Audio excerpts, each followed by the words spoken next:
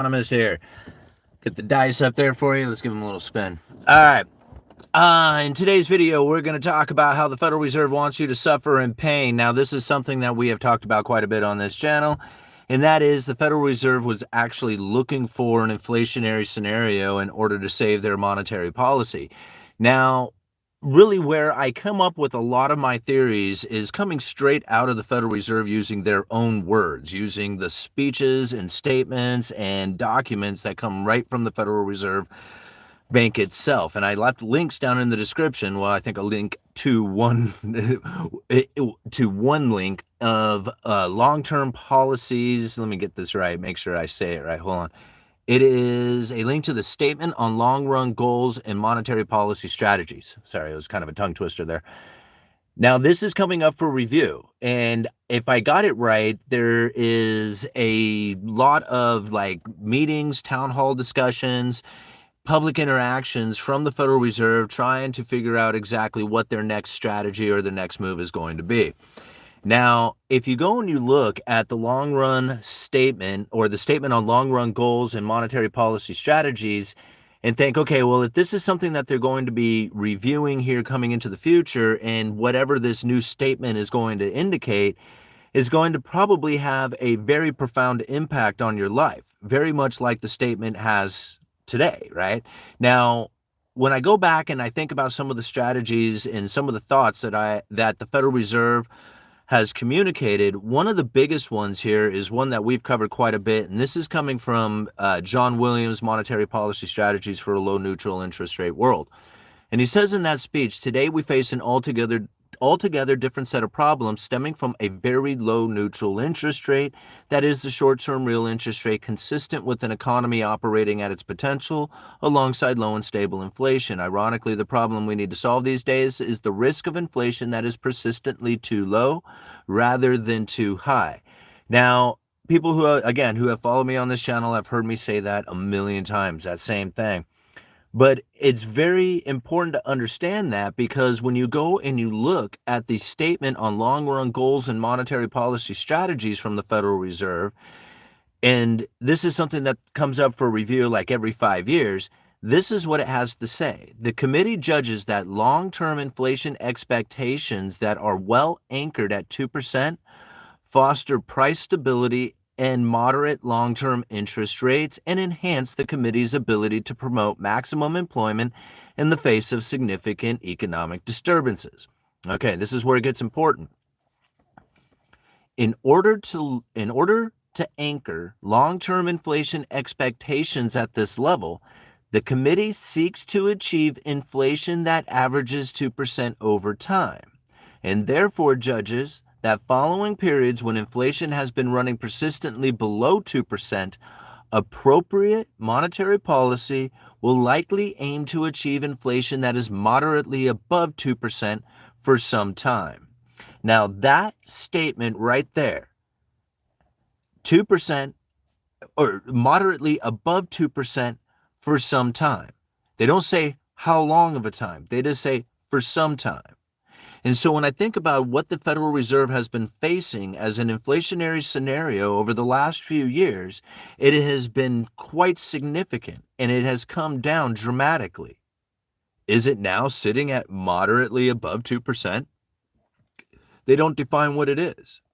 And so when I think about what it is that the Federal Reserve is communicating right now, talking about updating, changing, reviewing, and coming up with a new statement on long-run goals and monetary policy strategies, I do have to question what will be in that. Will this statement, this new statement, continue to have this word or this wordage? I don't know how to say it, right? In order to anchor long-term inflation expectation at this level, the committee seeks to achieve inflation that averages 2% over time. Therefore, judges that following periods when inflation has been running persistently below 2%, appropriate monetary policy will likely aim to achieve inflation that is moderately above 2% for some time. So this is what I believe that a lot of people are going to be misunderstanding when it comes to some of the issues that we are going to be facing going into the future. When you think about some of the credible threats that are now hitting the economy, mainly through the idea of tariffs and the future impacts of these tariffs and what it's going to have on the people, what it's going to have on these other nations. Look at some of the behavior that has now taken place out of a lot of the corporations and the other nations that are out there based off of an idea that is coming from a president who's not even president yet. That's important to understand. He's not even a president. The promise of it may be there. It's very credible, right? Very credible threat. Look at all the economic impact that has now taken place from this and listen to the inflationary scenario from the people who are communicating about the impacts of these tariffs going into the future. Remember that inflation expectation is a self-fulfilling prophecy. If the people believe it, that it's going to happen, regardless of what ends up happening, they will behave in a way that creates a situation in which that the inflationary scenario will take place. They will pay a higher price. They will buy more than they need. They will buy in a way that has almost a panic behind it, and this will create an inflationary scenario within itself. Even if nothing changes, just their belief of it. All right. How far are we into this? 6 minutes. Do we have any questions on it? I'm going to go a little deeper into some more of the stuff, but I just want to see if there's any questions out there. All right, let's take it up to somewhere up to the top here. We got All Nighter. Hey, Wayne. What's happening, Wayne? Joseph with hello to all and God bless America and we the people. Hey, Eltron. Hey, from Deplorable Clock. All right, we got Matt with All Nighter Hider. Or saying, hey, All Nighter Hider. All right, BR 5500. Bless you too, brother. All Nighter, hey Bittner, Trash Can Man, life is suffering. If somebody tells you otherwise, they are selling you something. Yeah, life is suffering. What is it? Life is pain. That's what it is. From The Princess Bride. Remember, that's one of my favorite movies from childhood. Was The Princess Bride. Life is pain. Anybody who tells you differently is selling you something. You know. All right. 2% over time. I love Simon's voice. The day that he's not talking about this stuff is the day that I'm going to worry. Right on, Trash Can Man. We have nothing to worry about so long as we're understanding what is taking place, right? I mean, we don't live in fear, because living in fear is the way that they control you. If they get everybody in the idea of being fearful of the outcome, then that is by far the easiest way to control the people. And there's no doubt in my mind that there is a lot of fear going on out there. I don't live in fear, right? Fear is a low vibration emotion, right? It's a low vibration existence that's out there, and it leaves you in a position of fight or flight because all your energy is moved to the extremities, right? You got to be ready to throw down or run away or do something because this is a fearful experience that you are having. And so long as your energy is moved out to the extremities, then you'll never be able to connect on a real like honest level with other people out there, because everything that you have is a negative experience back behind it, right? I can't do this because of the New World Order. I can't do this because my boss isn't paying me enough. I can't do this because the rich elitists are preventing me from taking place. All this stuff is low-level negative emotions that keep you trapped there, and it moves all this stuff into this like, man, I want to throw down kind of feeling. And with that is the reason why most of the time people are having a very difficult time making it through this life and not realizing that it's the exact way that they are thinking and believing that is preventing them from finding the connections and networking and business building and doing the next sales and all that other stuff that comes from it, is literally just because of the energy that they are creating within themselves by the way that they are thinking about what it is that's going on out there. I mean, I look at it. I mean, don't get me wrong, guys. I've seen it. I've seen all the stuff from the New World Order and kind of craziness that goes on. There was a time that I dove very deep into that stuff, and the more I thought about it, the more it deteriorated my life. Right? I mean, it's important to understand that it exists, but it is not something that you should take into the consideration that this is preventing me from making my life better, because that's exactly what it'll do. What you have to do is take in the information, say, man, this is really heavy. I need to do something with this in order to conduct myself the most appropriate way I can. And by doing that, you will actually do much better with the information. I mean, you're not living in a fearful mindset. You know, this whole idea, like I laugh in the face of the people who say, man, you'll own nothing and be happy. I'm like, man, that doesn't scare me. Like that is not a fearful thing for me. That's fearful for somebody who's living in fear of losing everything they have. I don't live that way. I don't live in that fear. Like I don't really have anything to lose anyway, so what do I got to lose? Like nothing. That doesn't scare me. Go ahead, guys. All right, you're gonna take everything from me? Like I got anything to take, all right? You know, this is the way I feel about it, so I don't live in that sort of fear. Like I don't, like, other people who truly think that way, who say, no, man, they're coming. They're going to take it all from you. How could you possibly do investments? How could you possibly plan for the future in a way that says, man, I'm going to buy this rental property, fix it up and like it's new and make money off of it if you believe that they're just going to take it from you? How do you invest into the future in that fashion? You can't. You hunker down and wait for that moment to come and say, ha ha, I told you so. Right? And this is one of the reasons that I was thinking, or how I was thinking, and one of the reasons why I was deteriorating my life at the time I was doing it. So I don't live that way anymore, right? All right, let's cruise down here to the bottom and see what else is going on. We need questions. We need comments. What do we got here? We got Armored Ghost. I like the name. You'll own lumber and still be unhappy. Right. No, it's all fastened together. I'm pretty happy. All right. Darren, in that case, they're one and the same, and as borrowing to save is not profitable, leaving only borrowing to spend. Pretending bad stuff isn't going to happen is sticking your head in the sand. No, it's not, Darren. It's absolutely not. Right? You don't think like you can't dive as far into the monetary policy stuff as much as I have and not see how absolute the inequality is going to be and is not going to be prevented or stopped. Right? Now, understanding it to that level is very difficult for a lot of people to actually internalize and believe, because they want to believe that there's a way that they can actually deal with this in a way that doesn't destroy their own life. That's not possible. I'm not sticking my head in the sand. I'm taking it for what it really is. This is the reality of the situation. And if you don't want to really understand it for what it is, then you can stay lost. Right? That's not the way I'm going to do this. I'm going to figure it out the best that I can, and I'm going to make the most appropriate decisions for myself. You know, I see people in the comments section all the time saying, man, I wouldn't listen to this guy. He's a broke-ass loser living in his car or something like that. That's not true, right? I mean, the people who follow me on this channel know that that's not true.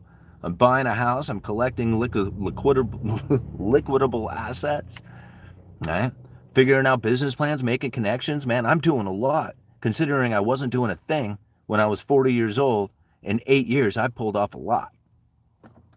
You know, I think about all the kids out there who are graduating high school, moving into college, taking on all that debt, and what is it that they're going to do at the end of the 8 years? I took 8 years to figure out where it is that I am today, and knowing that if I was to start screwing up and buying into fancy cars to impress people so they don't make comments, like that's going to do any better for me?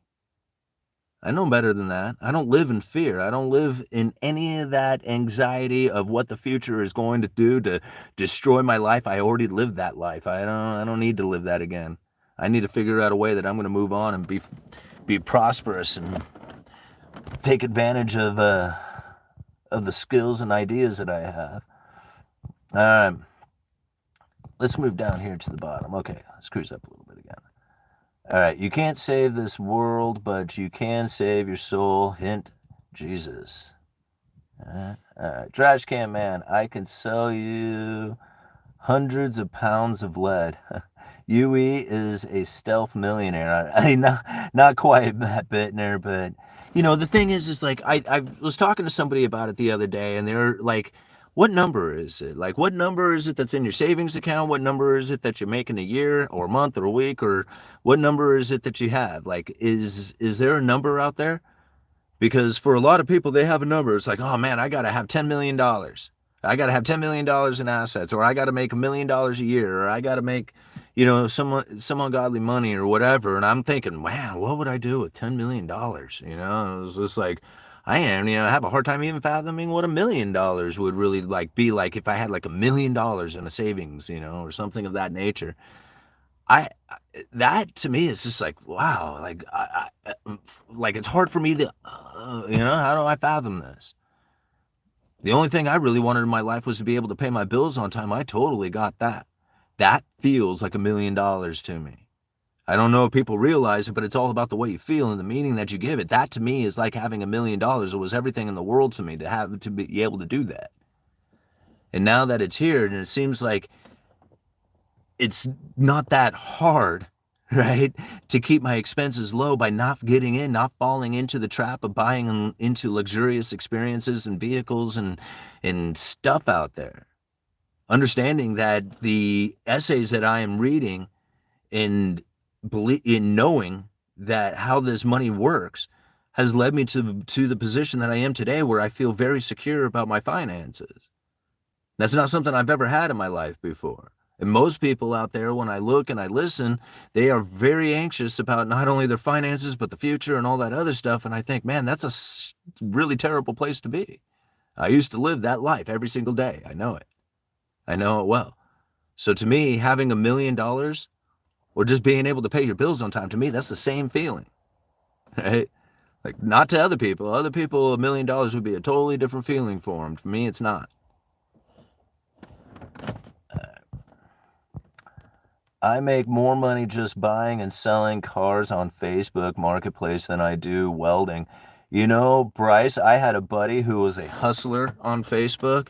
He would buy and sell all kinds of stuff, churn and burn. Just pick it up, fix it, repair it, clean it up, whatever you needed to do, and he would sell it, and he made a ton of money doing that. He just referred to it as chasing money.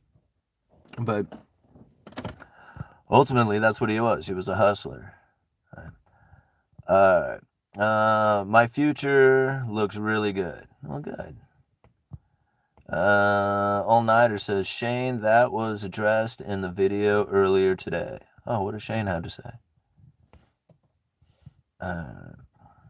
Here we go, Shane. So after 8 years of savings to buy a house, it would be no big deal if someone took it from you. Bullshit. No, yeah. If, somebody came in and they decided that they were going to take the house, yes, that would be a very painful experience, and I would not be happy about that. But do you think that that would actually change the way that I understand my life from the position that I had just a few years ago?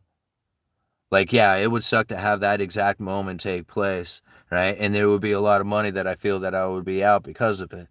And so, yes, that would be a painful experience, but as something that I would feel that is actually coming to happen, you know how, like, I have 27 years worth of payments that are going to be astronomical, in my opinion. Like, right now, they are very difficult to acquire. Right now, I feel like I am suffering under the fact that I have to make these payments. If somebody was to relieve me of this thing and say, hey, man, you're going to have to go find something else to do because you can't be here because the whole world has changed and you no longer have property rights and there is no constitution anymore and the whole government's been dissolved, I don't know if I would really care about the situation of being able to be in that house. I think I would probably have much bigger problems to deal with. So, the idea that they're gonna come and take it and you're gonna own nothing and be happy and all this other stuff, yeah, alright. Yeah, very little concern, very low, right? Go ahead, try it. I'd like to see how that works.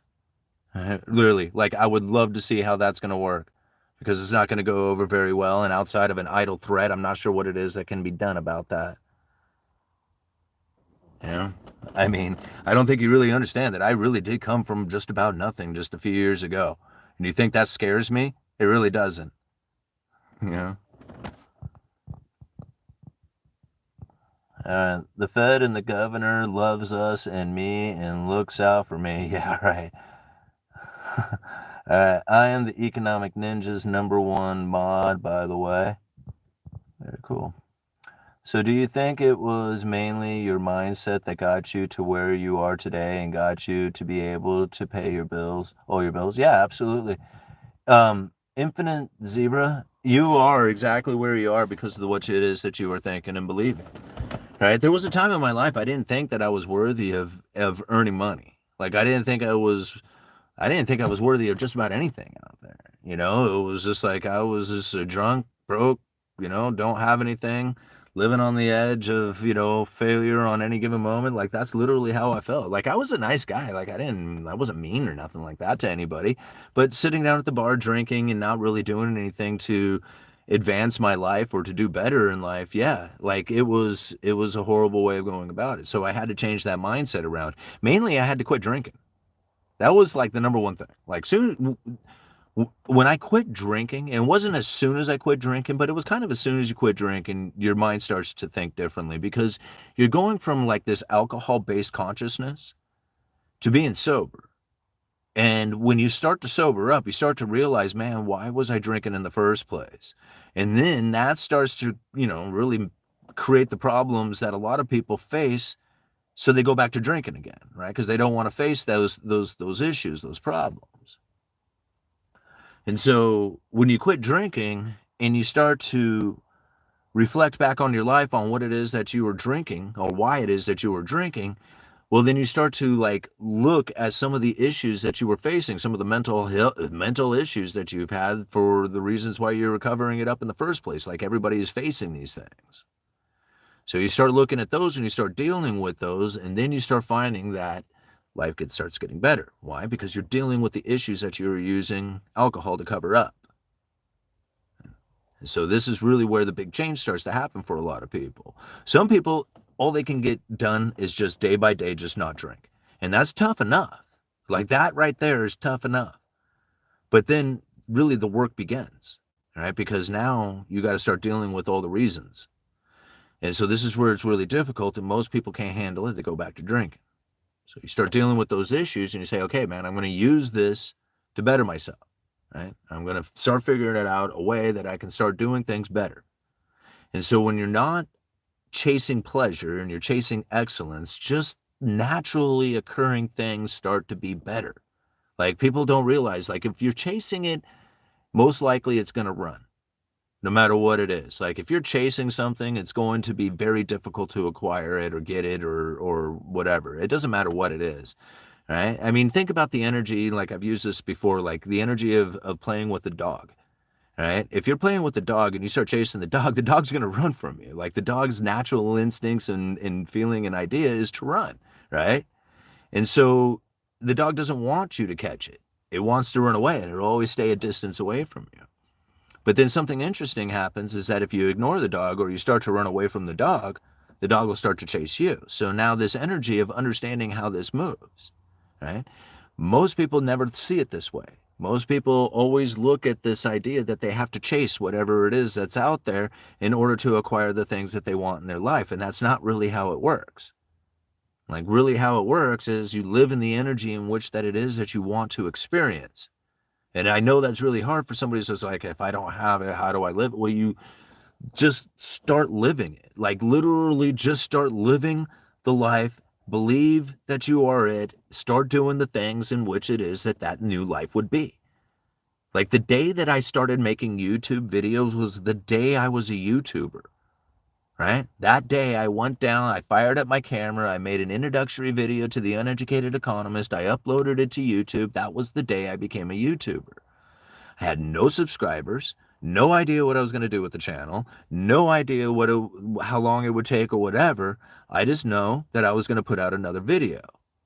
And even after a while, I'm like, I don't know what I am doing here, but I'm going to continue to make out videos, and I'll give it this reason. I'll give it a meaning. My meaning is that it's my own personal journal, but I'm going to share it with people out there, and we'll see how it goes. And when I started doing that and putting out information that I thought was useful and helpful, people really started gravitating and relating, and really enjoyed the videos that I was putting out there. Never once did I ever think about earning money on it. Like, I mean, I did a little bit. Like, I thought, okay, I'll earn $100 just because that's the threshold to get paid. But that was it. That was my whole goal, was to earn $100. All I wanted to do was put out good videos that people might enjoy, that was going to be useful and helpful. I was chasing excellence and didn't really think anything else about it.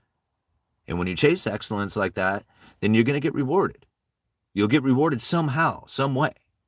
Whether it's just a great experience, you might just have a lot of fun doing it. And people will be like, man, you put so much effort and time in the end. It's like, man, do you know how fun that was? Do you know how fun and exciting it is to put that kind of work in and then get that kind of experience out of it? With no monetary thing, just none of that stuff, just doing it, just for fun. And when you put that kind of energy towards it, and then you're helpful and useful, and you monetize that in a way with very little expectation of what it is it's going to do, just know that it does make money, right? Then you're going to find that the money flows. You don't have to really try that hard for it. You have to try hard to chase excellence or to stay focused on it, because it's not that hard to do it. Once you start chasing the excellence, you realize, man, this is the fun. This is where I'm getting my dopamine hits from, is from the success of chasing excellence and making videos and making the connections and doing this stuff, right? Where before it might have been scrolling through Facebook or drinking alcohol or, doing something, whatever pleasurable experience it is that's out there that isn't benefiting your life. In fact, it's deteriorating your life. Every time you're chasing the pleasures that you're going to have some sort of issue from it. You're going to end up in debt. You're going to end up bloated because you ate too much food. You're going to end up hungover because you drank too much. You're going to be in an argument, have fights with your friends or something like that because of the issues that you were facing from drinking all that night. This is very common, right? This is the thing that I did for a very long time, and a lot of people do it on a regular basis, and then they wonder why it is that their life looks like shit, right? And then people look at me and they're like, dude, why don't you go get a nice car? Why don't you do all these other things? And I'm like, no, man, I'm too busy chasing excellence. I'm too busy trying to make the next connection, the next video, the next thing going on there. I got a house that I'm trying to deal with. I got a lot of stuff going on. I don't have time to go and chase those pleasurable experiences like having a new car, right? That's somewhere in there, but it's not important right now. I got all these other things that I got to deal with right now. And when I chase those things, I get the world that I'm looking for, being able to pay bills on time, right? So it's not it's accessible to anybody out there, but most people don't realize it. They don't look at it that way. They think, no, man, I just worked 9 to 5. I busted my ass all day. I worked really hard at what I do. This is me time from now until I go to sleep. And so from 5 o'clock until 10 o'clock, they're cracking beers and they drink all their excellence away. All right? And that's how it goes down.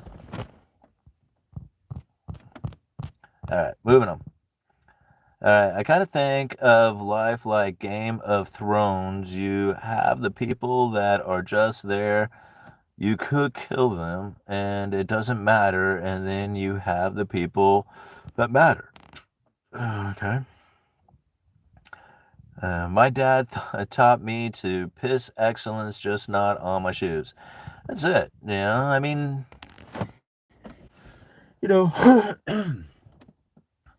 I just remember hanging out, listening to Lumberjack Landlord just say it one day. He was just saying, he said something about how hard is it to do the next right thing? And so that's something that I remember, I didn't really go through the whole AA thing. My wife did. She was very much involved with this. So I got a lot of residual from her. And I remember that being part of it. Just do the next right thing. You know what the next right thing is. You can't do all the stuff. Just do the next thing, right? Just do the next right thing. And it might just be taking the garbage out, right? Doing the dishes, making the bed, or something of that nature. You just do the next right thing. Hold on, guys. Let me turn my car on because I don't want to kill battery. Let that run for just a second. And so, you think about it, it's really not that hard just to do that. And as most people are wondering what it is that they're supposed to do, don't wonder about what it is that you're supposed to do. Just do the next thing. Just do the next thing. Sometimes you don't know exactly what it is. Maybe it is just sweeping the floor.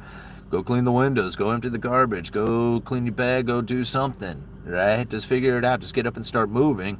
And the next thing will show itself. It'll be like, hey, I already know what the next thing is when I finish this. And then pretty soon, it'll be pretty obvious what the things are that you need to do. But sometimes, it's getting started by just picking up your stuff, right? Picking up the crap that's around you. Cleaning up the things that are, that are important in your life. Get rid of the things that are not. It's when you let go of stuff, that's another thing. letting go of things. Like letting go is probably one of the biggest, most like game-changing things for me, was to be able to let go. And it's really hard. Like even still now, I have a huge ego that says, man, it has to go down this particular way. And letting go of that is very difficult. Like I have a hell of a time trying to let go of my ego and just say, hey, just let nature take its course. But letting go of old stuff, right? Stuff that doesn't serve you any more purpose. You held on to it because of some sort of sentimental reasons. Like, like if you threw this away, like somebody would experience some pain from it.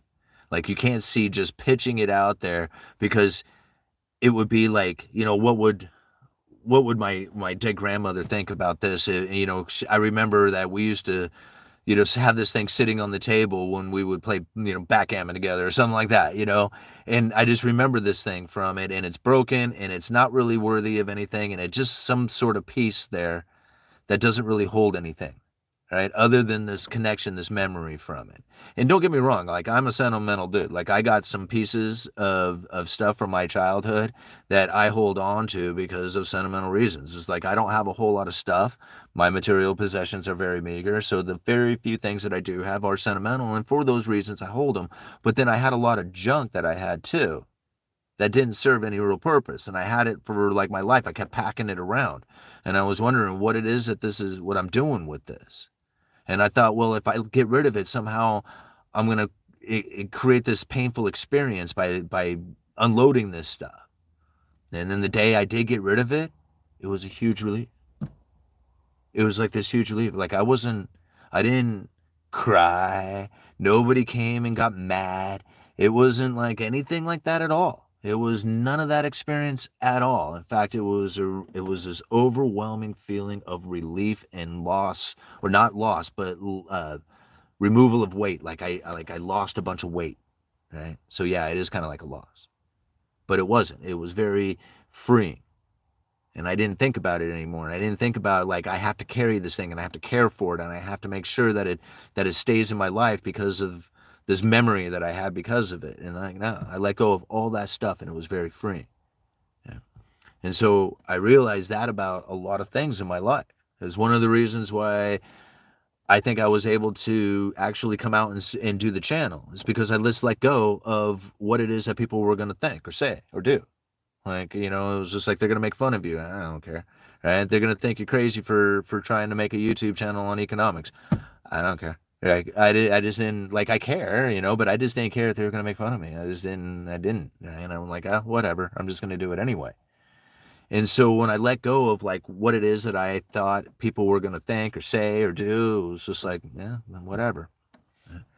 Letting go is where I realized I could start really like getting the things in my life that I wanted to experience. And that's really how it goes down, is live that life in which that you have already have it. Right? I wanted to be a YouTuber. I just started making YouTube videos, started living the life of a YouTuber.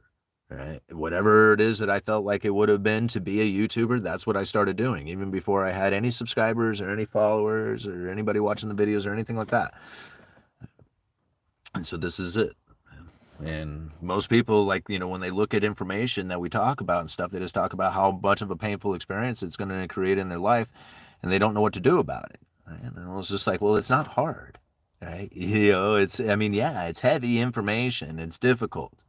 It's hard to get through. A lot of times we look at it and we say, man, this is going to ruin us. This is going to be very painful. This is going to hurt, right? And then we have to understand that not all of this stuff is necessarily the reality. A lot of it is what ifs. And if it's a what if that you're basing your outcomes on, well, you can think of what ifs from now on. And this is where the anxiety really starts to build up. What if, what if, what if, what if, what if, what if? So it's much easier to understand. It was just like the reasons why these things are happening is because of these particular economic forces. It's because you could see it building up from a long time ago. It's because of all this stuff. But if you're like, no, it's because that politician did this and this is the outcome. See, it's obvious. Right? And then you live that life, right? And you're like, what if then? Instead of understanding, it was just like, no, we are going through this transition. We are going into a position in which that the inequality is going to get worse. That the most obvious way to understand how it is that inequality happens is through property ownership and capitalists, right? Being able to invest into a system that then gives you the ability to then put yourself on the other side of the wedge. You don't need to be a property owner, but you do need to be a capitalist. And since most people are thinking, no, man, my job should be enough, that's where the problem lies. They will always be on the bottom side of the wedge. You have no position any longer. In order to have that day job provide you with the ability to get on the other side of the wedge, you need 2 day jobs. Right? You, your wife, you, and your wife. That's what I'm saying. Like 4 day jobs to make this happen. And if if you don't have 4 day jobs, then you better cut on your expenses as much as you possibly can. Do not drive new vehicles. Right? Do not take fancy vacations. Do not be spending that money on toys and luxurious experiences, whatever it is that you got going on out there. Then you don't have to earn as much money, right? You can earn more or require less. And this is where the problem, believe me, I live in the 10th most expensive place in the entire nation to live. To buy, this is like Astoria is the 10th most expensive place in the nation, in populations 10 to 50,000 people. So I'm experiencing it right now, how difficult this is. I don't have a degree. I don't have, some fancy business, some profession or anything else like that. I have a day job and I got this side hustle.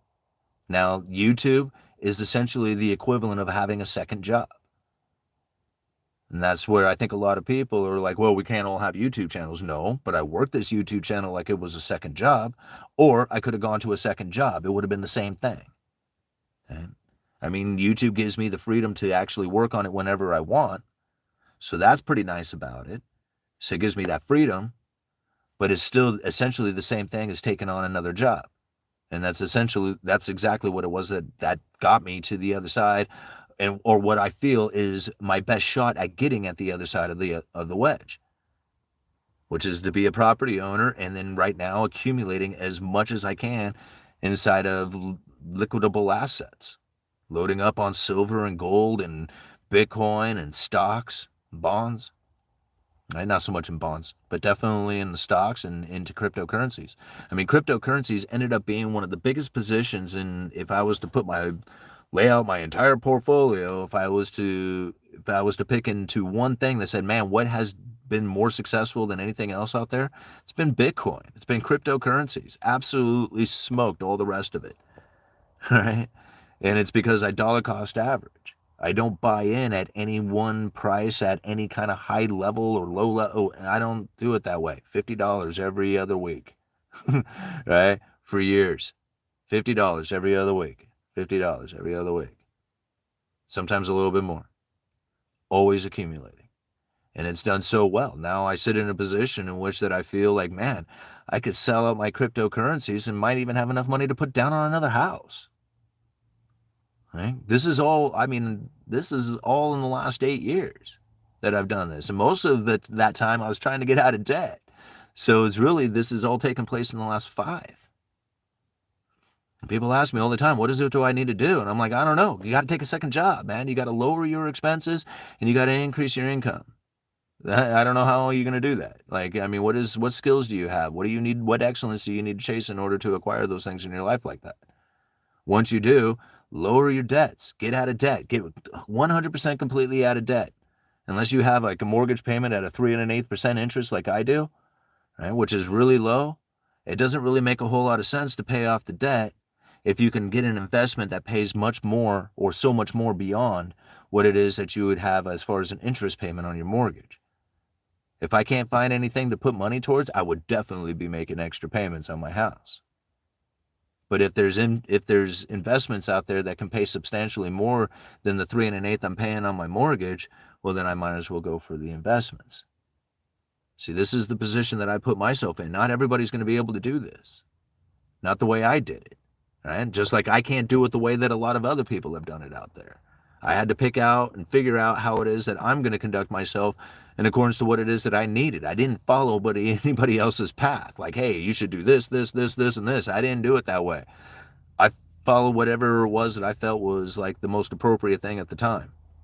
I followed my instincts on it. And this is the position I now have.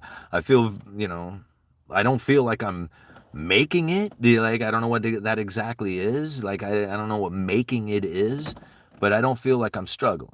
Not like I had. Right? Because essentially all I was really looking for was to pay my bills on time. And it working. Yeah. All right. Wow, look at all these comments. Okay. Cody, it's great to see you up in here, buddy. All Nighter has an inbuilt swear censor.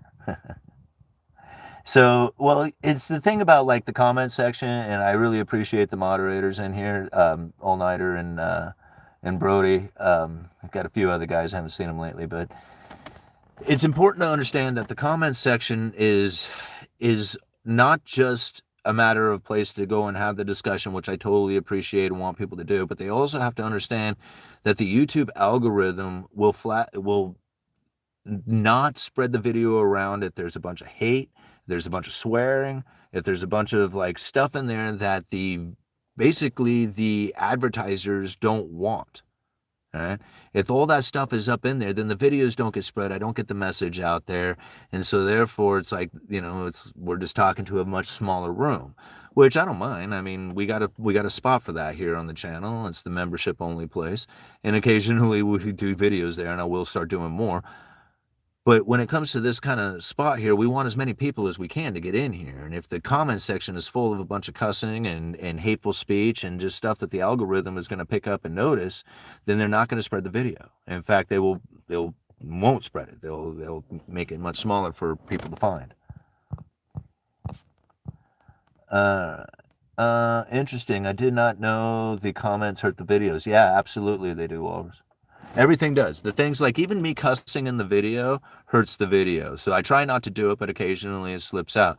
So I try not to cuss. I try not to say certain things that are going to trigger it. Like, back in the day it was COVID. Like if you said COVID, you were going to get in, like your video wouldn't go anywhere.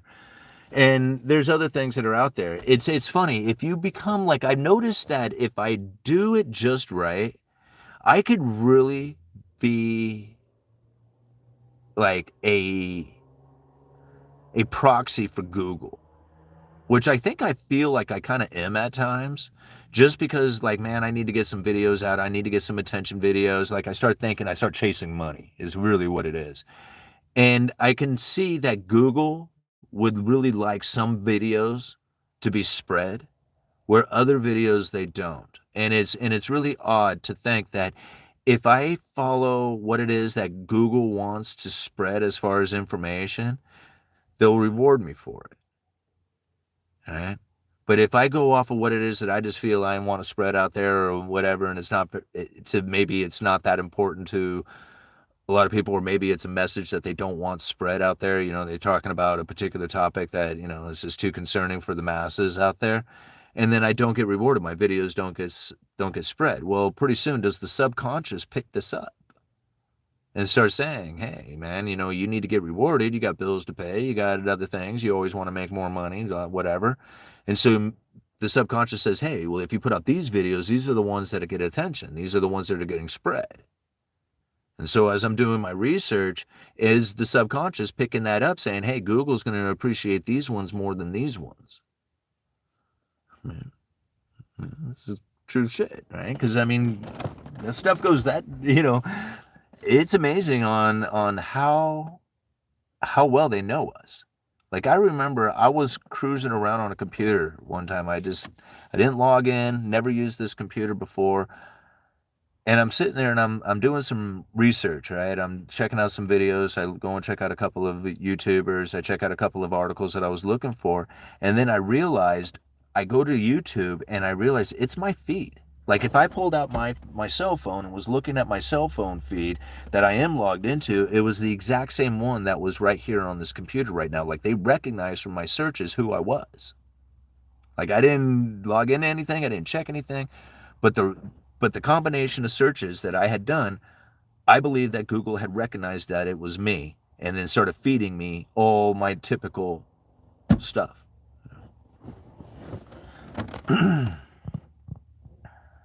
All right. Well, son of a BitChute never thought the comments had that effect.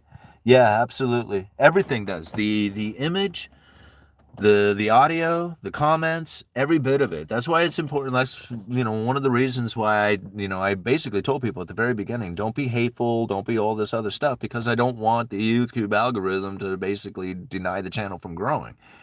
And so yeah, that's it's important. Like, I mean, it's not so bad that if one comment gets in there, it's just like, well, I mean, maybe it is, but I don't believe it's that bad. But if it's filled with it, if this is like the common theme of it or the channel, then it doesn't, yeah, they're like, no way. And it's all for advertisers. Remember, it's not a matter of like, they don't want the message to be spread. It's all about money.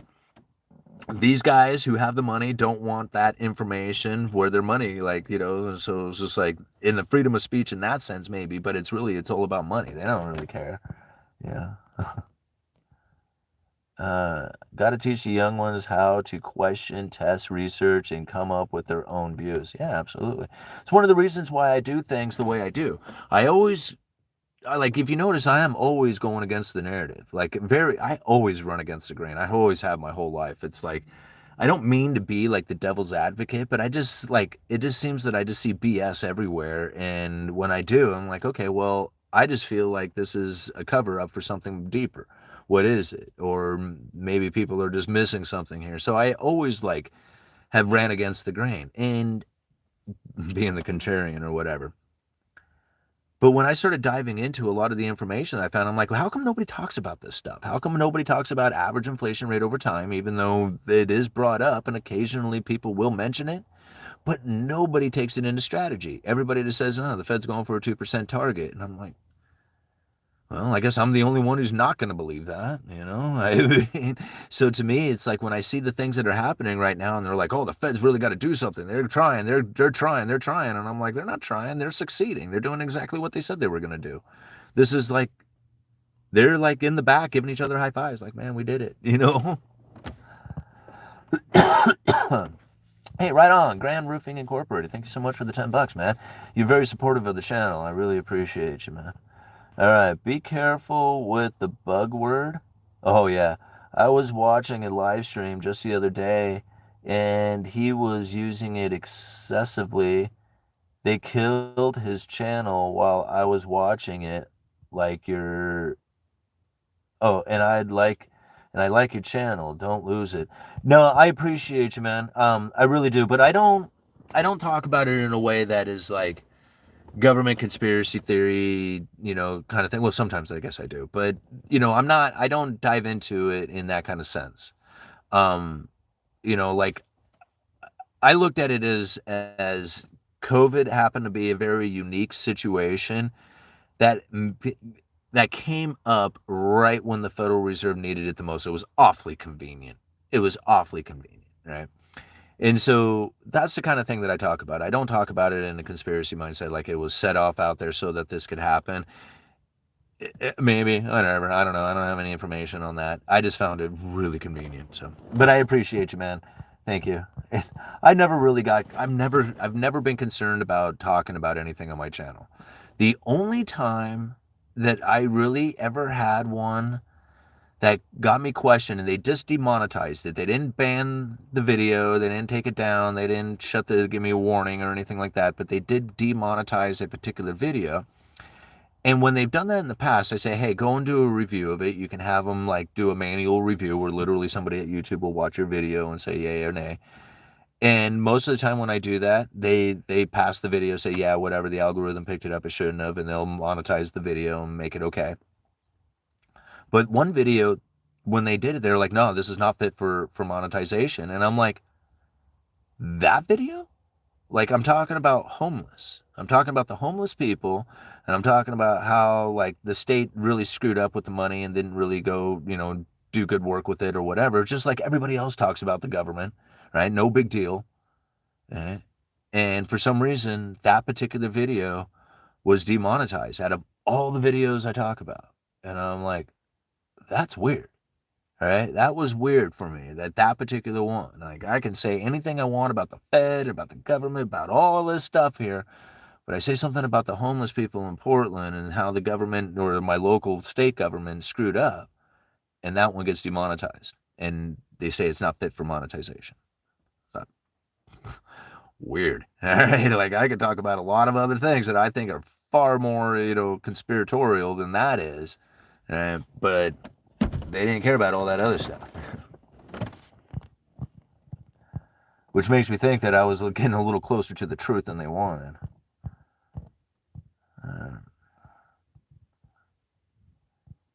All right, Cody, if you already have silver, maybe go for the gold.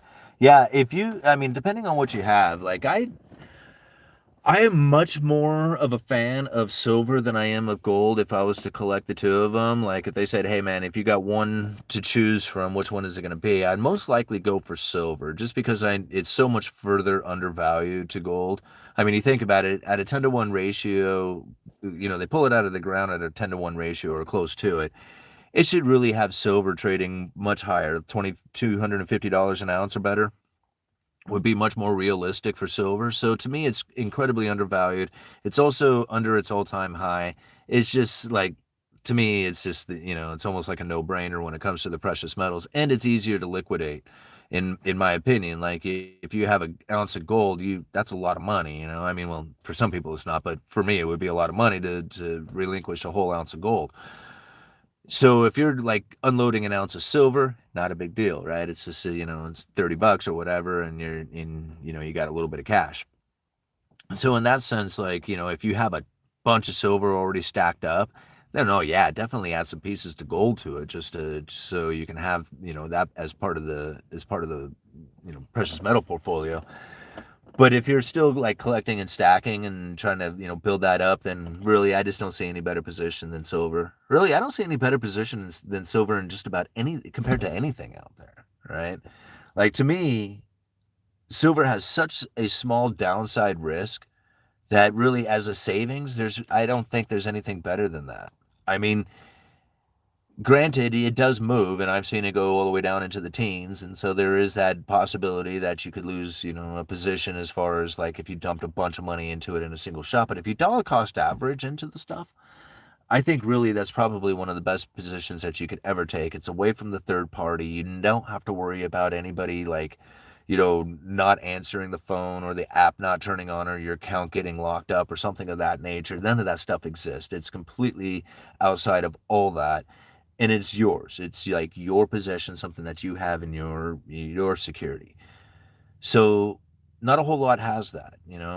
Crypto does to a lesser extent, but even that you have to rely on the internet and the service that it provides. You don't have to provide, you don't have to rely on any of that stuff if you have precious metals in possession. Moving on. Is there anything wrong with stacking paper silver ETFs instead of the physical? Well, like some of the things I just said, if you're into silver for the trade, like you're looking to think, man, no, I think silver is going to go to $60 an ounce. I would really like to make the money off of that. Well, then the ETF is probably your easiest way to do that because then it's like, you can just do it off your phone. But then that's an entire different reason. Like to me, that's an investment, not even investment, that's a speculation, right? Because like an investment is something that's going to pay you. When you buy silver and anticipating that's going to go up, that's a speculation, and not trying to say that people who buy gold or silver are fools, but it's like they call that the greater fool theory, that you buy it and then hopefully in the future you'll be able to sell for a higher price.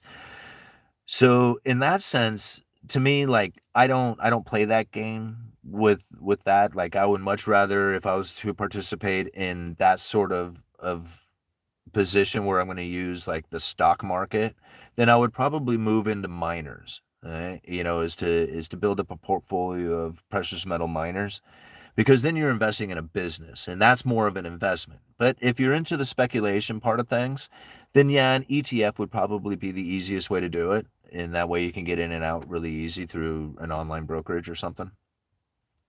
Buying physical is not necessarily like a great way to speculate because you got premiums to pay. And then a lot of times you also have to be able to find a network of people in order to unload that silver. Like I hear that my local coin shop may be shutting down here in the future, And, that leaves a couple of limited places. You got a pawn shop. There is a dealer, like a jeweler downtown that will buy silver and stuff like that. So there are places that you could go to, like physical locations. But you also have to build up that network and understand that I have to know where it is that I can unload this stuff in order to get my money back out of it, especially in a time of an emergency. So in that sense, if that's all the money that you have and it's tied up in silver, then you better have a very good network in order to unload that thing in case of that emergency pops up. So in that case, it really should be a small position, with emergency cash fund being more important than that position inside of silver. But if you are trying to build up a silver position, buying an ounce a month or every other week or something like that, even if you haven't got a significant emergency savings, I think would be somewhat of an okay thing to do. Like, build up that silver position. But I think it would be more important to have an emergency fund than it would be to necessarily have a silver portfolio. So, again, how is it that's important to you and what it is that you need to do with the position that you have taken in your life, and how far, in debt or out of debt or in life or, to the end of life are you? All these things are very different for every single person out there.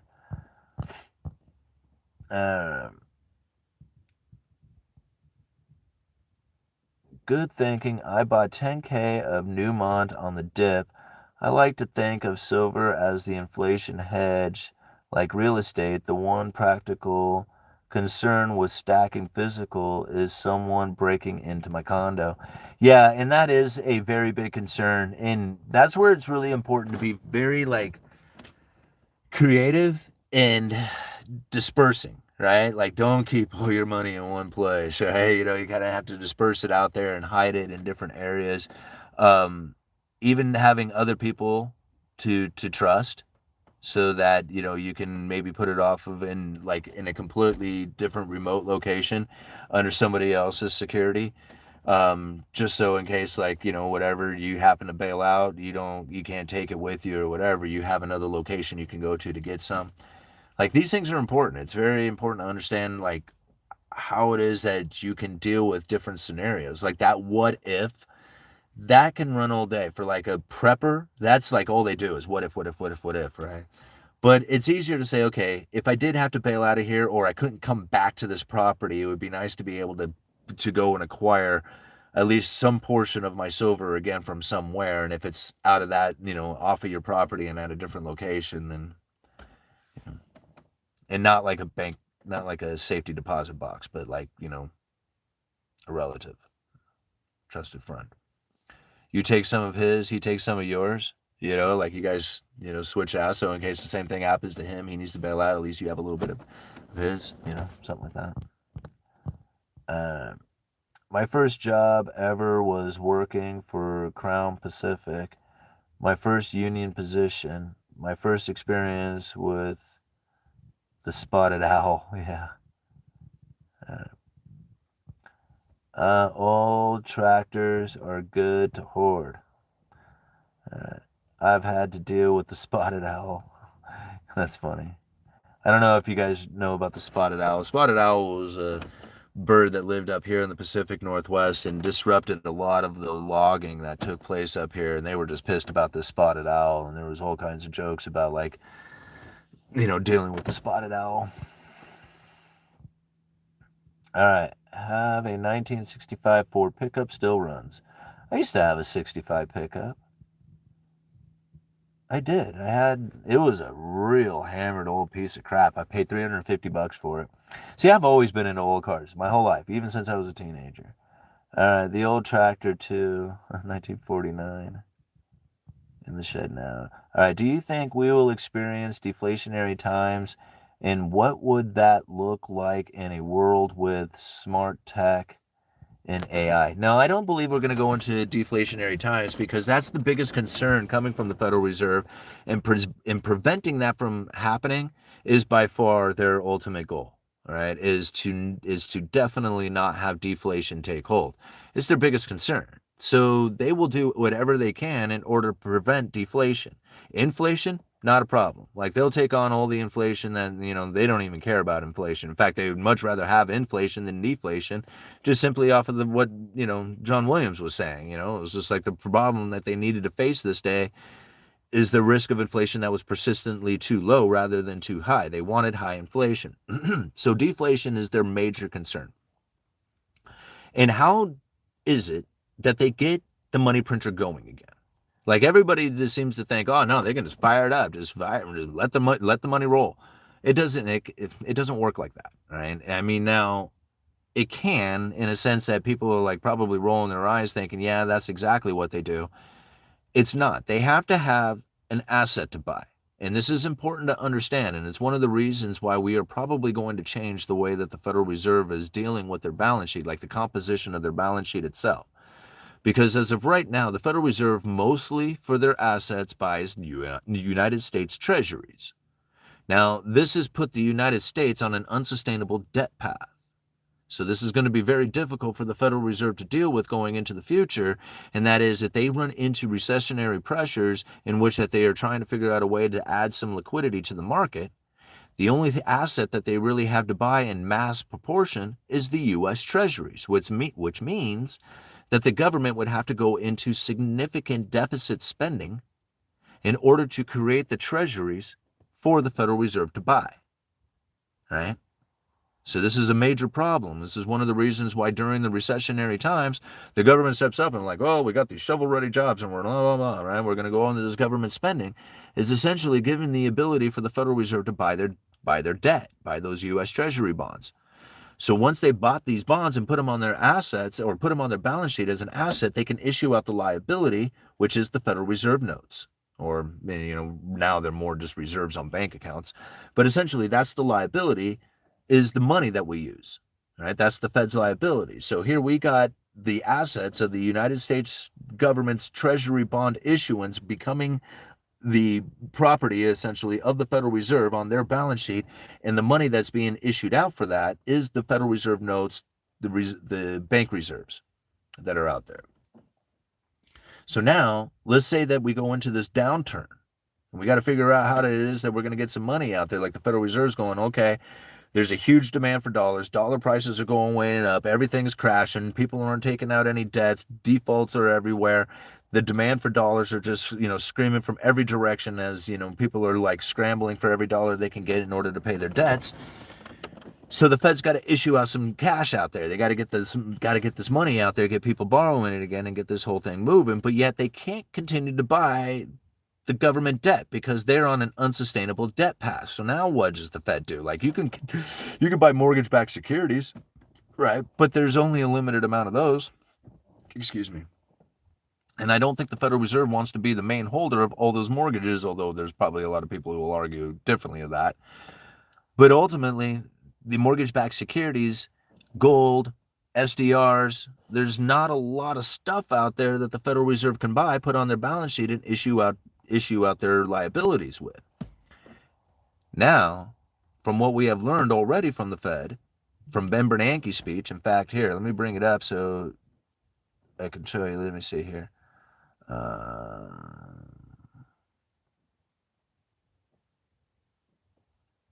Ben Bernanke, here we go. This is deflation, making sure it doesn't happen here. And now, this speech had one of the most interesting things down at the very end of it. Let me see if I can find it here.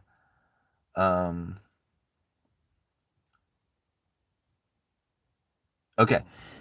It says here, the Fed can inject money into the economy. This is Ben Bernanke talking back in 2000, right? Talking about the situation in which that if the Federal Reserve was ever in a position in which that they needed to try to inject money into the economy, but yet they were pushed too far, or the Fed had pushed the Treasury debt too far, or the Treasury issuance coming from the government was pushed too far. That's probably the better way to say it. Then what is it that they could do, right? All right, so here, let me go back and just kind of read this speech a little bit further back, and then that'll probably hopefully make the information a little bit more understandable. But he says here, I suspect that operating on rates on long-term treasuries would provide sufficient leverage for the Fed to achieve its goals in most plausible scenarios. If lowering yields on long-dated Treasury securities proved inefficient to restart spending, however, the Fed might next consider attempting to influence directly the yields on privately issued securities. Now, you remember, this is prior to the great financial crisis. And so what he's talking about here is quantitative easing, right? Buying up the Treasury debt out on the longer runs and stuff like that. Unlike some central banks, in barring changes to current law, the Fed is relatively restricted in its ability to buy private securities directly. Right? So meaning like they can't go and buy corporate debt, even though we did find during the COVID pandemic, they did set up a special purpose vehicle with the credible threat of buying corporate debt. So there is ways, if during unusual and exigent circumstances, that does give them the ability to buy into private securities. All right. However, the Fed does have broad powers to lend to private sector indirectly via banks through the discount window. The discount window is also something that's going to become very, very much discussed in the mainstream media when it comes to what the Federal Reserve plans on doing in the future. Right now, all the discussion is about the repo facility, but really the big discussion is going to end up being the discount window and removing the stigma from it. Anyway, continuing on.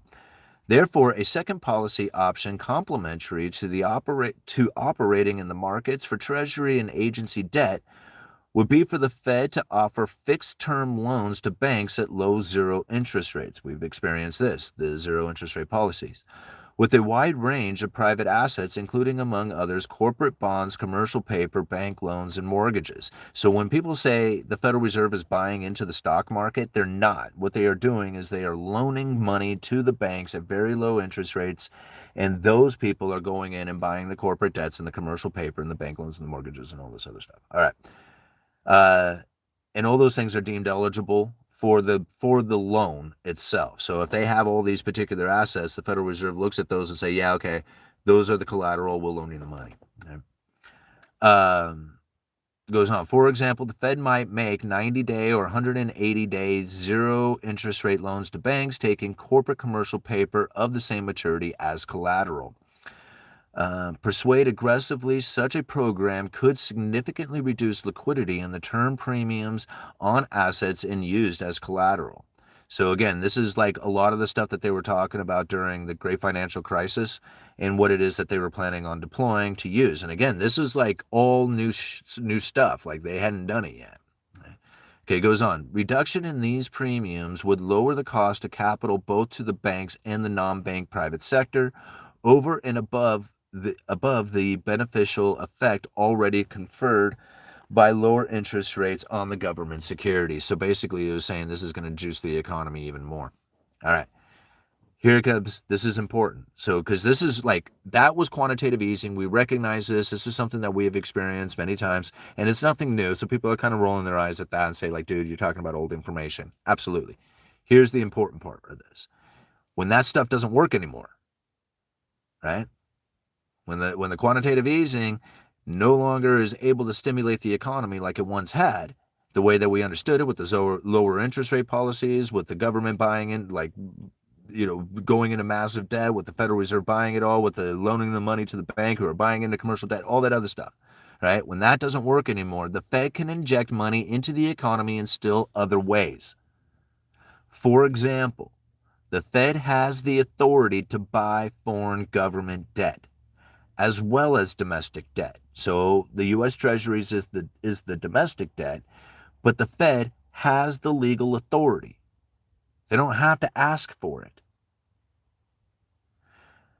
For example, the Fed has the authority to buy foreign government debt as well as domestic debt. Potentially, this class of asset offers a huge scope for the Fed's operation, as the quantity of foreign assets eligible for purchase by the Fed is several times the stock of the U.S. government debt.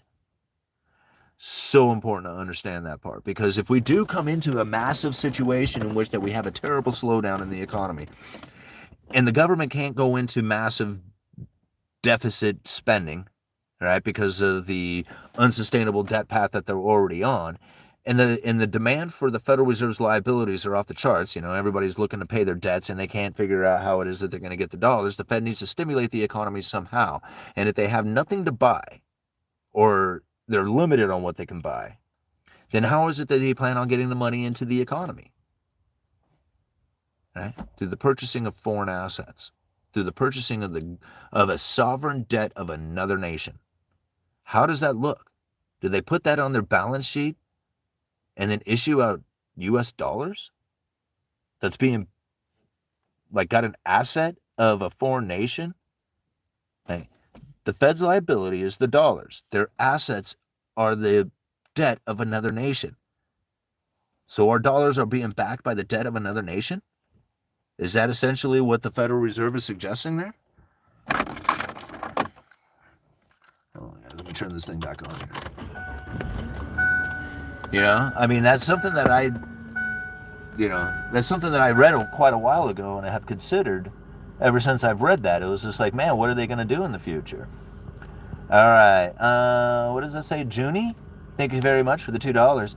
How would all this impact the price of Bitcoin in 2025? That's a very relative question. And I don't know if necessarily Bitcoin is operating off of the information that has taken place just here in the United States, considering that Bitcoin is a global currency, essentially. The things, they can make laws here in the United States, they're going to ban Bitcoin. Well, yeah, but you got to ban it in every other nation around the world as well, because it's operating off of the same protocol, the same platform, everything else, right? Just because it happens to be here in the United States and we got banks and entities and everything else that are trying to, track, trace, and regulate and do all the other stuff with Bitcoin doesn't mean that other nations out there can't do whatever they want with it, right? So Bitcoin is really independent of a lot of the other things that are happening out there. Now, when I think about Bitcoin becoming a world reserve currency, I don't believe it's going to be. In fact, I don't believe silver or gold or any nation out there is going to be able to take over what it is that the dollar is doing anytime soon. Now, when I say that, I don't want people to think, oh man, he's just thinking that the dollar will never fail. That's not true. The dollar will fail at some point. I just don't see it happening anytime soon. In fact, I don't see anything that could even come remotely close to replacing the dollar at all. All the studying that I've ever done, I would love to say, hey man, I got it. I figured it out. I know what's going to take over the dollar. Nothing, right? And nothing will take over the dollar. The dollar would have to absolutely fail. Literally fail. Nobody wants to use it anymore. And even though when I say that, people will say, oh, there's all kinds of people who don't want to use it. Yeah, I get it. There's way more people who are using it and choose to use it and want to use it today. And even the people who say that they don't want to use it are still using it because there's nothing else to use. That's important to understand. There is nothing else to use. So even if you wanted to do something else, you don't have any other choice. You either don't use the dollar, or you don't eat, right? But if you want to eat, you want to work, you want to sell your product, you want to do transactions with other people out there, then you have to participate in the dollar. Other people have gotten together hey man, let's buddy up and let's do deals in our own sovereign currency. And it was just okay, and that's going to amount to this insignificant little tiny bit of what's actually taking place as far as transactions in the entire globe goes. So once you understand Gresham's law, once you understand how Triffitt's dilemma is operating, once you understand this stuff, you would see it that the only way that, I'm not happy with this idea. It's not hey, I got, the dollar's way awesome. That's not it, right? There's nothing else out there that can compete against the dollar until it absolutely fails. And when it fails, it's going to be miserable because there's nothing that will be doing transactions out there and people will starve and die. That's not going to be a fun time. Granted, the people who understood how it would look if a dollar failed, like those gold and Bitcoin enthusiasts and stuff like that, they're going to be in a position in which that they can do extraordinarily well because they're the only ones who could actually do transactions. And that is important to understand, that you would be living in a hell of a world. It wouldn't be a fun world to be in. It would be a hell of a world, very limited. Nobody out there working, mass depressions and starvations and sickness and disgust, right? Don't look forward to that situation.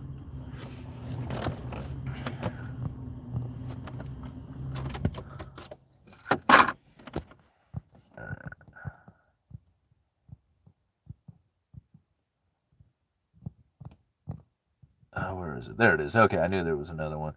Thunderbird, thank you so much for the 7 Canadian dollars. Thank you. Will side hustle for 1-2 evenings a week and use the earnings to dollar cost average 200 a month into physical silver and silver miner ETFs. So yeah, it's a great, I mean, again, like, I don't know how else anybody's supposed to do it other than, like, I mean, if you got a way of doing business, do that, man. Do your business, do something of that nature. But most of us who are just living a 9-to-5 job, not have like a whole lot of family to rely on as far as figuring out how do we start a business or anything. We're just out here on our own trying to figure things out. It really comes down to that. Like, you'll have to have more than just your day job. I mean, it sucks. I don't want it to be that way. I mean, I would love for it to be a 9-to-5 job and that be enough. We're living in a wild time here, right? So that doesn't work. You have to work, a whole job plus another part-time job, even another full-time job. And as much as, like, man, I would love to not have to stress and, break my body and do all that other stuff for it. Yeah, me too. I mean, I think that would be a great thing not to have to happen. You're just going to have to face the facts. It's going to have to happen, right? I mean, the world isn't fair. It's not going to be fair. It's not fair that you have to do this. It's not fair that it's going to be, you're barely going to make it. It's not fair. It's just simply not fair. That's right. It's not. So it's just better to understand it for what it is and say, okay, man, if I'm going to do anything about it, I better work damn hard. So you pursue those things, right? So you pursue as much money or much excellence as you can. I say money, but it's not money. It's just excellence. The money will flow. And I assure you, if you are useful, you are, being a benefit, when you're chasing excellence. When you're chasing pleasure, and when you're chasing excellence. When you're doing the wrong thing, and when you're doing the right thing. Deep down inside, you just know it. And you don't have to question it. You'll already know. And when you're sitting there, like, wondering what it is that you're supposed to do, you get up. You get up and do something. You get up and you just, like, literally pick your shoes up and put your clothes away and make your bed and stuff like that. Like, just get up and start doing things. You start moving in that fashion, and it just, like, you can't help it. It's like it'll just naturally start to occur that the connections will happen. The opportunities will start flowing towards you. And it's not easy. And again, like, my ego says that I should just, work my 9-to-5 job, put out a 10-minute video, and I should be a millionaire. Like, my ego says that's the way it should happen, but it's not the way it goes down. I have to do a lot of research. I have to sometimes do many attempts to make a video. I have to come out and live stream and interact. Not that I have to. I like doing this. Is one of my favorite parts. But it is so. But it's all part of it. Look at all these comments. You guys are awesome. Okay. I think Freddie's probably going to be popping out here in just a minute, guys. So this is going to come to an end here in the next few minutes. All right. Life is not fair. If somebody tells you other, they are selling you something. That's right. Life is pain. All right, let's just get to the point of this channel regarding lumber. Lumber is not even the best product for building sustainable housing. It burns, it rots, it's not very strong, way better options. I don't think so, Explore Oregon. I don't think there is better options. Here's the thing about wood that I don't think a lot of people take into consideration is that if I wanted to build a house way up in the woods, with my little busted down S10 pickup, right? It's not busted down. It actually runs really well. With my little old beater of an S10 pickup truck, if I was to put a lumber rack on there so I could haul some longer lengths, I could literally piece together a house, transporting every little piece with something as small as a pickup truck. If you had a rack on a car, you could almost do it with a car. Like, build an entire house, and you can transport every single piece there with a car, right? Now, not a lot of other building materials could you do that with. Like, there are some, but really lumber is the one that's going to do that. And this is something that you can distribute to just about anywhere in the entire country.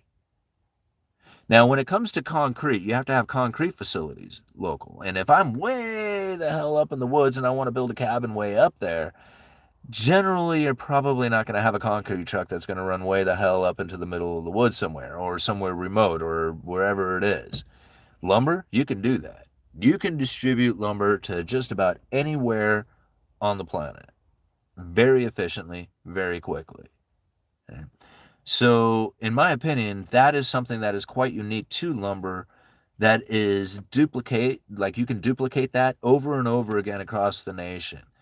Those who understand how to fashion lumber together to build, basically framing carpenters, those who understand how to do that, that is a skill that can be taken anywhere across the nation because that's how buildings are put together is with lumber.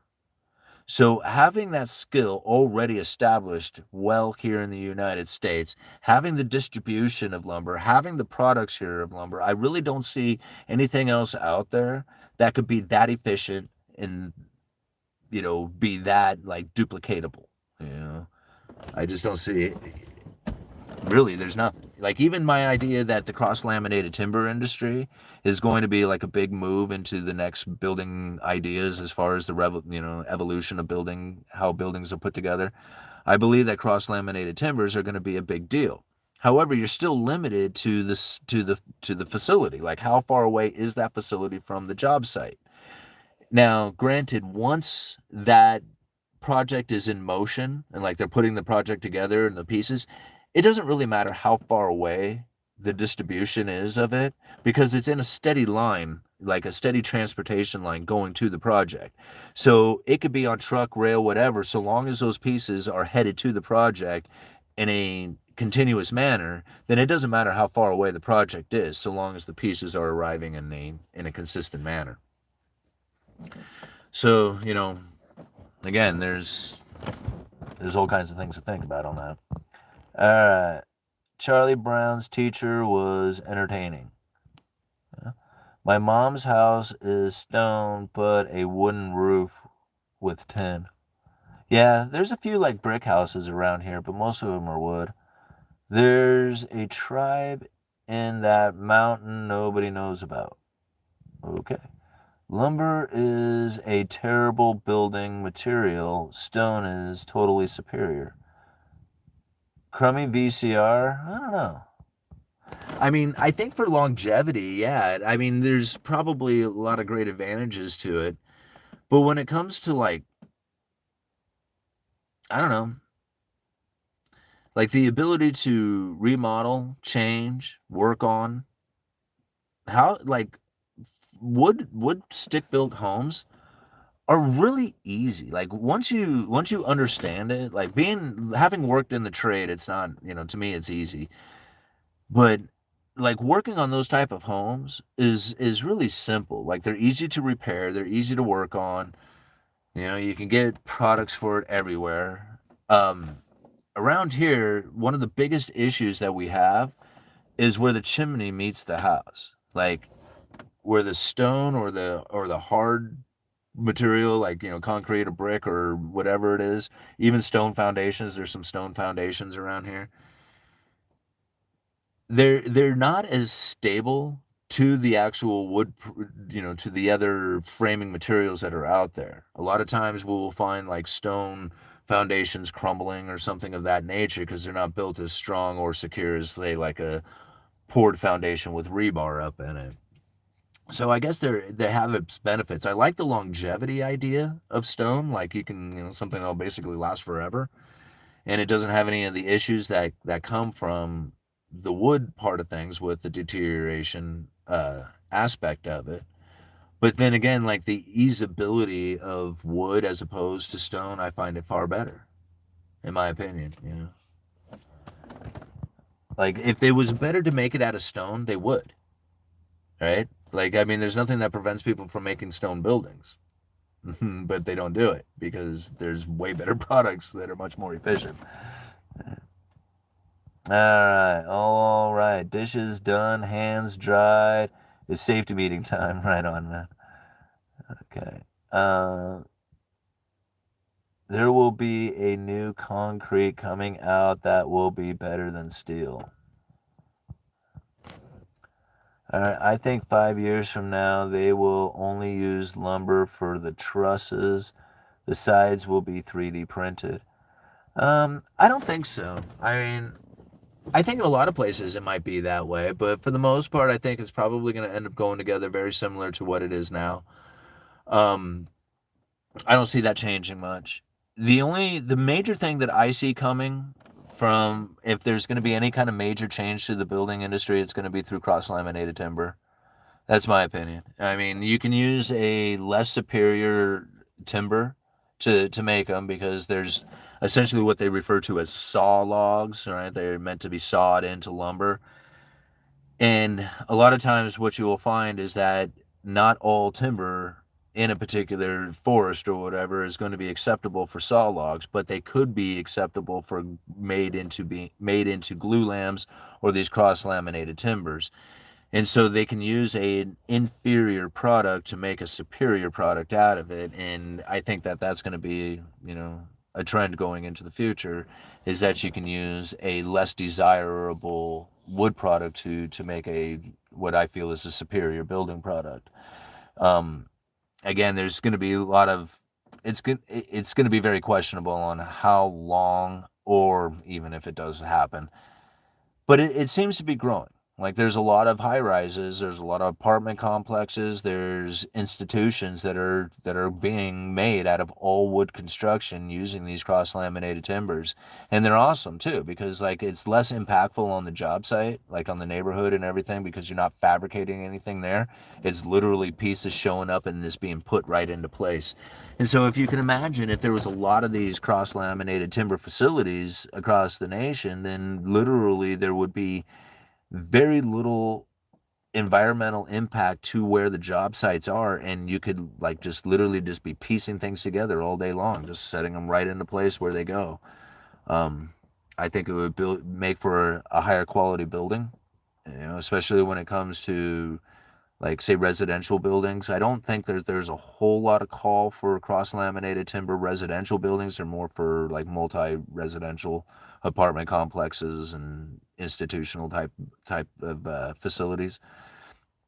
But they can build, residential properties with these things. And so when I think about like, the skills in which that most people have to rely on when it comes to putting a house together, like you might have a really good carpenter or you might have a really crappy crew who's putting these houses together, and you never know what you're going to get, until the thing is actually complete. When it comes to the cross laminated timbers, you have something that's a very consistent product. It can only go together one way, right? And it's like pieced together. So it's fabricated someplace else and then literally dropped into place. So to me, that would be for a more superior product at the end of it, because it would be built exactly the way it is supposed to be built, as opposed to having shoddy carpenters putting it together. All right. In Alaska, some use a chainsaw mill to make their own wood. Yeah. All right. Some chainsaw hearts are badass. Yeah, they are. All right. 3D printed is 8 years away from being a real option. Even foam blocks are better than 3D printed currently. Yeah, I've built with foam blocks before. Well, I don't know, foam blocks. I use insulated concrete forms. It's like two pieces of styrofoam that are basically connected with wires. You stack these things up and then you fill the channel with concrete. So basically, you have like a concrete wall, but then it's like got like the, encased in this styrofoam, which is really thick and it has a very high R value to it. So it's really got some serious high insulation qualities to it. But even that, like I found issues with it. Like once the wall was poured, it was like you can't change it around. If you wanted to add a window, you got to bust through all this concrete to get into it. It was kind of a pain in that fashion. Also, like putting the siding on, like you had these strips of metal that you were fastening to, so it wasn't like typical, like you nailing into a sheet of plywood or something like that. You had to make sure that you landed on these little metal strips and stuff, which wasn't that big of a deal, but it was just kind of a little different. uh 3D printed homes here in the Pacific Northwest, I think would work out okay for like 3 months out of the year. But then the 9 months out of the year when it's raining, like, on next Friday, like right now we got a week of decent weather, but then it's going to rain. Hey, buddy, can you go get Matthew? But next week it's going to rain like an inch, and so it's probably going to end up being like, a very difficult thing to use 3D printed room, or 3D printed buildings here in the Pacific Northwest, or at least for some part of it. So anyway, guys, awesome. Thank you. Boys are done with the practice. Uneducated Economists, you guys are awesome for hanging out and having this discussion about monetary policies and how it is that we conduct ourselves in order to achieve the best level in life we can. Uneducated Economists, you guys let me know.